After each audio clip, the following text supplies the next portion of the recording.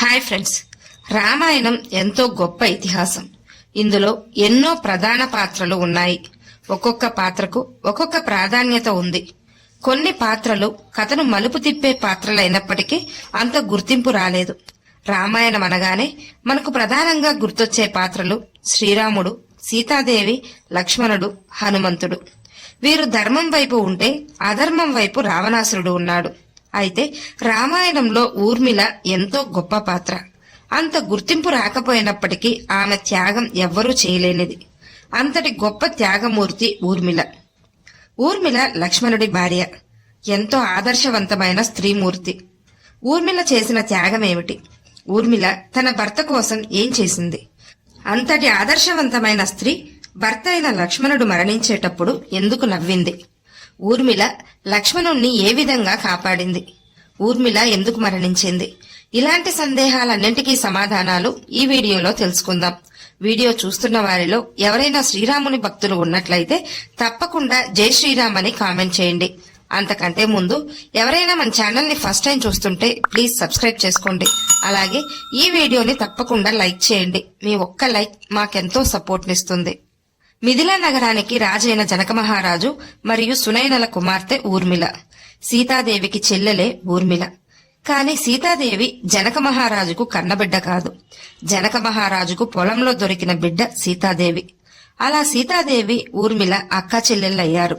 కాని జనక మహారాజు సీతాదేవికే ఎక్కువ స్థానాన్ని కల్పించాడు. అయినా ఊర్మిళాదేవి ఏనాడు బాధపడలేదు.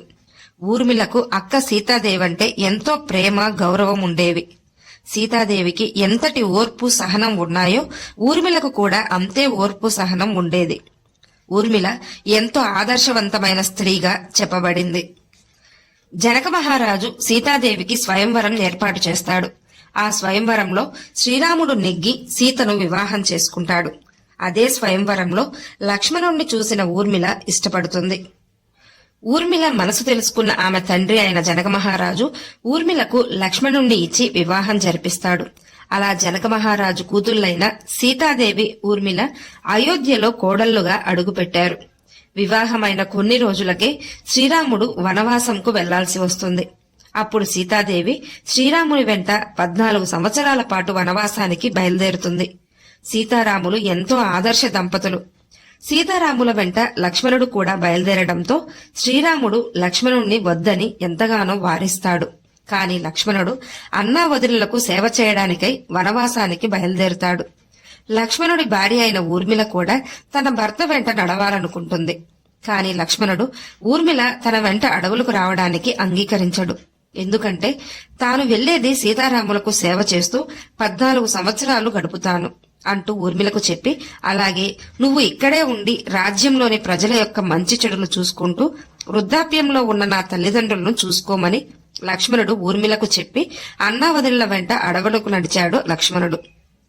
శ్రీరాముడంటే లక్ష్మణుడికి అంత ప్రేమ, గౌరవం.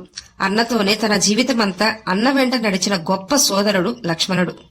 లక్ష్మణుడంటే ఊర్మిళకు ఎంతో ప్రేమ. అందుకే భర్త వద్దని చెప్పడంతో భర్త మాట కోసం ఊర్మిళ వివాహమైన కొన్నాళ్లకే భర్తకు దూరంగా 14 సంవత్సరాలు గడిపిన గొప్ప త్యాగమూర్తి ఊర్మిళ.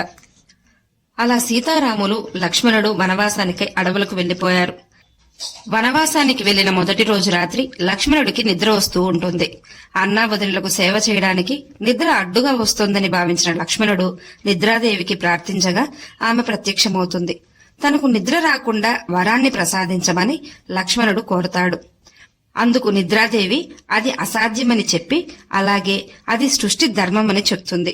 అయితే అందుకు ఒక సలహా ఇస్తానని చెప్పి, నువ్వు ఈ 14 సంవత్సరాలు నీ నిద్రను ఇంకెవరికైనా ఇస్తే, అంటే నీ నిద్రను ఇంకెవరైనా తీసుకుంటే నువ్వు ఈ 14 సంవత్సరాలు నిద్రపోకుండా ఉండవచ్చని నిద్రాదేవి చెప్తుంది. వెంటనే లక్ష్మణుడు, అయితే నా నిద్రను నా భార్య అయిన ఊర్మిళకు ప్రసాదించండి, అలాగే నా మాటగా మీరు వెళ్లి చెప్పండి, తప్పక అంగీకరిస్తుంది అంటూ నిద్రాదేవిని కోరతాడు. నిద్రాదేవి వెళ్లి ఊర్మిళకు విషయం చెప్పి లక్ష్మణుడి నిద్రను ఊర్మిళకు ప్రసాదిస్తుంది. అందుకే ఊర్మిళ 14 సంవత్సరాలు నిద్రలోనే ఉంటుంది. అలా ఊర్మిళ భర్త కోసం ఎంతో గొప్ప త్యాగం చేసిన ఆదర్శమూర్తి. వనవాసంలో ఉన్న పూర్తి కాలం లక్ష్మణుడు ఆహారం కూడా తీసుకోలేదని చెప్పబడింది. వనవాసంలో ఉన్న సీత, రాముడు, లక్ష్మణుడికి ఎంతో క్లిష్ట సమయం వస్తుంది. శూర్పణఖ తన సోదరుడైన రావణునిపై పగ తీర్చుకోవాలనుకుని సహాయం కోసం శ్రీరాముని వద్దకు వస్తుంది. కాని శ్రీరాముణ్ణి చూసిన శూర్పణఖ ముగ్ధురాలై శ్రీరాముణ్ణి ఇష్టపడుతుంది. అందుకు శ్రీరాముడు అంగీకరించకపోవడంతో పక్కనే ఉన్న సీతను దూషిస్తుంది. ఎంతో కోపోద్రిక్తుడైన లక్ష్మణుడు శూర్పణఖ ముక్కు చెవులు కోసి చేతిలో పెట్టి అక్కడి నుండి పంపించేస్తాడు. అవమాన భారంతో అక్కడి నుండి వెళ్లిన శూర్పణఖ నేరుగా లంకారాజ్యానికి వెళ్లి రావణుణ్ణి రెచ్చగొట్టి సీతను అపహరించేలా చేస్తుంది శూర్పణఖ. శూర్పణఖ రామాయణాన్నే మలుపు తిప్పిన పాత్ర. శూర్పణఖ మాటలు విన్న రావణాసురుడు వెళ్లి సీతను అపహరించి అశోకవనంలో దాచాడు. సీతను వెతకడానికై హనుమంతుని సాయం తీసుకుంటారు రామలక్ష్మణులు. ఆ తర్వాత సీత జాడ తెలుసుకుంటారు. రామరావణ యుద్ధంకు అందరూ సిద్ధమవుతారు. రావణుడు అతి బలవంతుడు. రావణుని కుమారుడైన మేఘనాథుడు తండ్రి కంటే అత్యంత శక్తివంతుడు. ఇంద్రుణ్ణి సైతం ఓడించి బంధించిన శక్తి సామర్థ్యాలు కలవాడు. చివరకు బ్రహ్మ జోక్యం చేసుకుని అనేక వరాలిచ్చి ఇంద్రుణ్ణి విడిపించాడు. ఆ తర్వాత ఇంకా శక్తివంతుడయ్యాడు. అప్పట్నుండి మేఘనాథుణ్ణి ఇంద్రజిత్ అని కూడా పిలుస్తారు. అలా రామరావణ యుద్ధంలో శ్రీరాముడు రావణుణ్ణి వధించగా మేఘనాథుణ్ణి లక్ష్మణుడు వధించాడు. తరువాత సీతాదేవిని వెంటబెట్టుకుని శ్రీరాముడు, లక్ష్మణుడు అయోధ్యకు వెళ్లిపోయారు. కొంతకాలం తర్వాత సభలో అందరూ శ్రీరాముని శక్తి సామర్థ్యాల గురించి, అలాగే రావణునిపై సాధించిన విజయం గురించి చర్చించుకుంటూ ఉంటారు. అదే సమయంలో అక్కడికి అగస్త్యముని వస్తాడు. వారి మాటలు విన్న అగస్త్యముని, రావణుడు కుంభకర్ణుల కంటే అత్యంత శక్తివంతుడు మేఘనాథుడు. అలాంటి మేఘనాథుణ్ణి లక్ష్మణుడు వధించాడు అని చెప్తాడు. మేఘనాథుణ్ణి వధించాలంటే 14 సంవత్సరాలు నిద్రాహారాలు మానేసిన వారే చంపగలరు. అలాంటిది లక్ష్మణుడికి మాత్రమే సాధ్యమైందని అగస్త్యముని చెప్తాడు. అదెలా సాధ్యమైందని అక్కడున్న వారంతా అడగ్గా లక్ష్మణుడు వారికి సమాధానమిస్తాడు. అన్నా వదినలకు సేవ చేయడానికే వెళ్లిన నాకు ఆహారం తీసుకుంటే నిద్ర వస్తుందని ఆహారం మానేశాను. నిద్రను నా భార్య ఊర్మిళ స్వీకరించేలా నిద్రాదేవిని ప్రార్థించాను. అలా 14 సంవత్సరాలు నిద్రాహారాలు మానేసి జీవించానని లక్ష్మణుడు చెప్పడంతో అక్కడున్న వారంతా ఎంతో ప్రశంసించారు.